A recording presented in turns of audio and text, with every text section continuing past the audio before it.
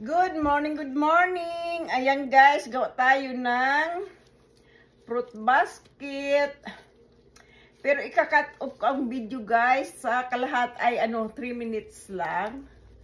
Tapos ipi-play ko na lang yung kasunod. Kasi hindi naman matatapos to ng 3 minutes, di ba?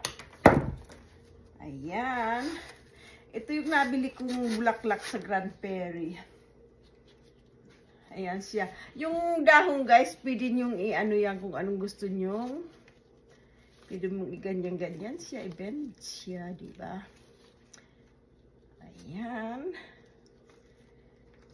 Pwede mong paikot-ikotin. Para yung Hello, hello! Kumusta po kayo? Ayan, may mga nabili akong bulaklak. Pero maliliit lang siya, guys. Pero at least ito yung nakuha ko, medyo malaki-laking dahon. Ito lang, isa lang, guys. Kasi nung pumunta kami, wala namang gaanong doon. Ayan, Ayan, guys. Walang gaanong tindang bulaklak. Ayan, tapos pagkatapos kong i-arrange, i-video ulit natin yung kasunod.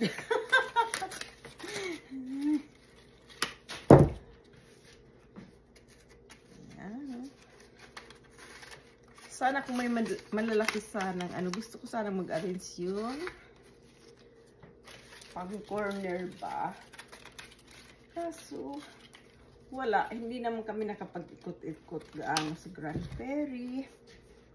Kasi balikan lang kami nung pumunta doon nung last Friday. Hi guys!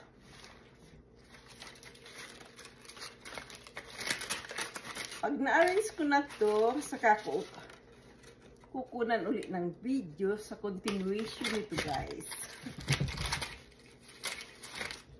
Hello, hello!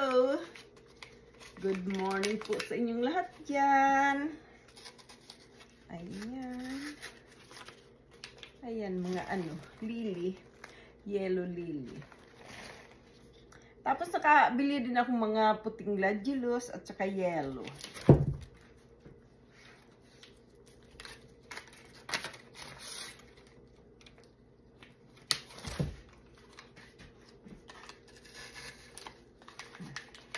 Maganda pag yung malalaking dahon ba?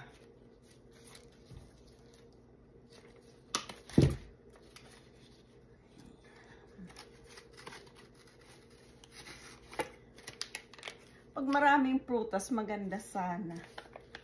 Ayan, at least ngayon, ang gamit ko ngayon ay paso.